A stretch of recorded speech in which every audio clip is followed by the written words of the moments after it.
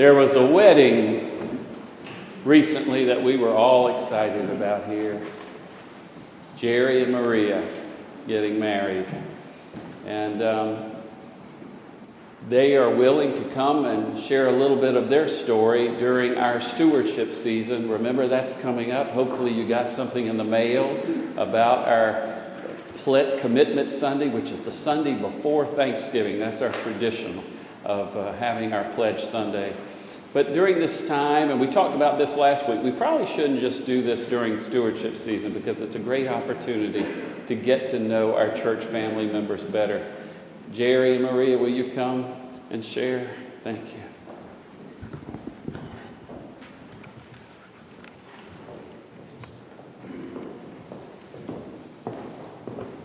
Good morning. I believe Geri's going to share first. We drew straws and I lost. Okay, I grew up in Kentucky. I remember being in about the 2nd or 3rd grade and knowing I was different. I didn't understand it. My mother and my biological father had divorced when I was a couple of years old. She had remarried and we were living in what would be considered upper middle class in those days. I watched my mother as she lost so much and how she maintained strength. I watched my stepfather at the time pull a gun on my mother and threaten to shoot her. I ran to get in front of her.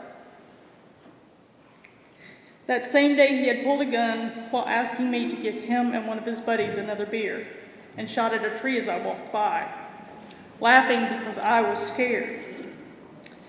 I didn't understand. I didn't know why or what I had done. But it wasn't me. He was an alcoholic. He had been fired from his job and was using our savings to float bills.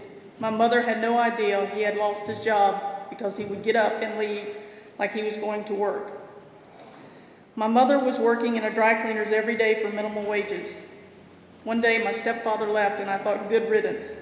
No more arguing, no more guns, no more violence. But I watched my mother lose everything. The grand Victorian home we lived in, all the furniture gone, all gone.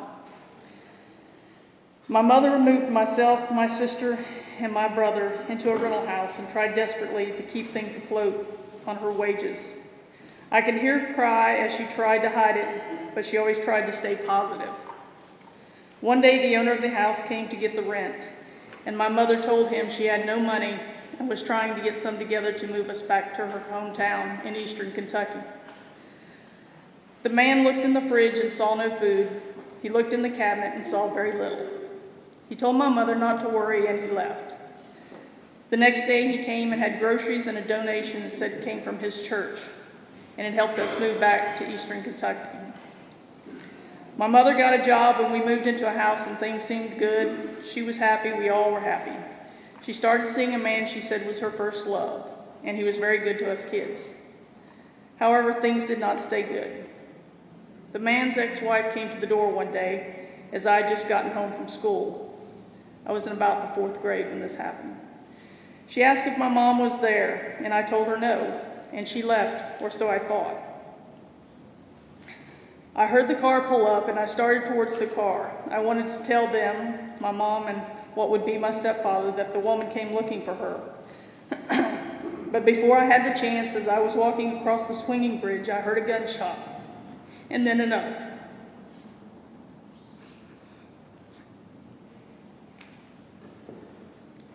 I ran as fast as I could, and I found my mother shot, laying in a ditch bleeding. I saw what would become my stepfather with his head on the steering wheel, bleeding profusely. He had been shot in the eye. I ran screaming to the neighbors, murder, murder. I was traumatized, to say the least. My mother came home from the hospital later that night, still showing strength and positivity. Where did she get this? My soon-to-be stepfather survived, but lived with a bullet in his head the width of a hair from his brain. Things got better. We were going to church, Southern Baptist. They were married, and things were good. But I was still different. And what I heard in church was I was going to hell. It seemed no matter what you did, you were going to hell. I didn't want to go back, and eventually I was allowed not to go. All through school, I heard the teasing because I was a tomboy. I was one of them. I was a homo. and I knew I was going to hell. I knew what people were saying about me, and I couldn't disappoint my mother. I contemplated suicide. It could be easy to take some pills and go to sleep and forget, and let everything maybe be better. Maybe that's why so much had gone wrong with our family. Maybe it was me. Luckily, it didn't turn out that way. One day, I overheard my stepfather tell my mother he was so proud of me no matter what. And my mother told me one day, "You have one life, and it's yours. Live it for you. Do what makes you happy." And so to hear this coming from a strong Southern Baptist woman, I was amazed at her strength and her positiveness still. And I knew I was her child, and no matter what, she loved me. I went on to serve in the military long before Don't Ask, Don't Tell. Once I got out of the military, I became a police officer and have been in law enforcement almost 30 years. I saw my mother and stepfather pass away. I still didn't want anything to do with church. And then one day, Maria came into my life and asked me to come to Asbury. I agreed, and with much apprehension, I came. And from the first time, the warmth and welcoming I felt was like no other. And Billy's ability to apply the scriptures to everyday life was amazing to me. So I come for the message. I need the message. I can have the worst week and come here to Asbury, and afterwards I feel good.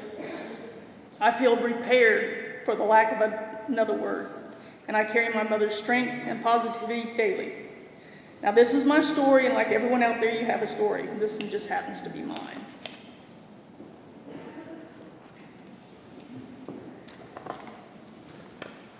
My story is very different from Geri's. I was born in Cincinnati, Ohio. My parents were in their 30s and well established. My mother was a devout Catholic who actually contemplated going into the convent and becoming a nun before she met my father. My father was raised Methodist, but converted to Catholicism so my mother could be married in the Catholic Church. As traditional Catholic families, I went to Catholic schools. My mother's family was very traditional, and she was the oldest of 9, and I have 30 plus first cousins. My father's family was much different. He was an only child, making me an only grandchild.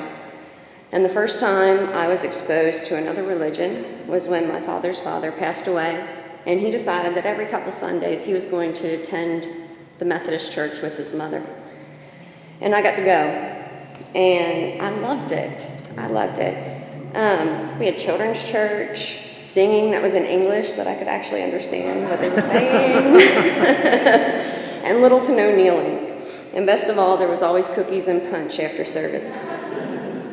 Sadly, a few years later, my father was diagnosed with terminal cancer at the age of 47, and he lost his battle just a few months after his 50th birthday. His illness and his death created a detachment from our faith, but not from the volunteer work that I so much enjoyed with my mother. In 2005, I moved to Savannah, Georgia, and I began volunteering with multiple organizations to fulfill my desire to give back to the community. Being an accountant and later a CPA allowed me to be the treasurer of many organizations, including Savannah Pride, the Rape Crisis Center, now Asbury's Youth Group, and even serving on the Finance Committee. Although I never lost my faith, I lost that faith family. I definitely missed that. A faith family that didn't tolerate me for someone who was just a little different, or someone who was passable as long as they didn't talk about their partner or their now wife. A faith family which I have found here at Asbury. And I want to thank you for being that family to me and Geri. In addition, I want to thank all of you who have reached into your pockets and who have purchased the trees from our youth group. This is your last week, so you can find one of our youth group in the social hall today. But I also want to thank you. I know our stewardship letters went out, and I just want you to really think about that. That money goes to so many of our organizations and our programs, including the youth group. And I just want to say thank you. Thank you for being our family.